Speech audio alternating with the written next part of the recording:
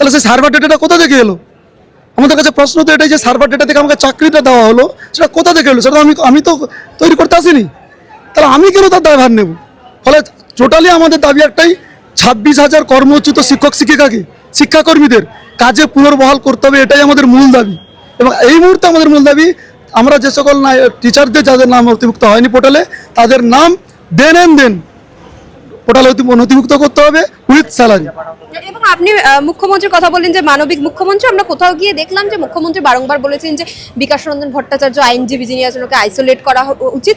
একের পর এক আইনজীবীদের নাম বলেছে। আমরা দেখেছি কোর্ট চত্বরে কিন্তু কিভাবে বিকাশ রঞ্জন ভট্টাচার্য শামীম স্যারের ওপর আক্রমণ করা হয়েছে বা বলা হয়েছে। আপনারা কি শিক্ষক হিসেবে এই ঘটনাকে সাপোর্ট করছেন? একদম এটাকে সাপোর্ট করছি না। তার কারণ হচ্ছেন, একটা আইনজীবীর ভূমিকা বিভিন্ন রকম হতে পারে, কিন্তু আমাদের কেসের ক্ষেত্রে যেটা আছে তাতে কিন্তু আমি ওনার বিরোধিতা করব। তার কারণ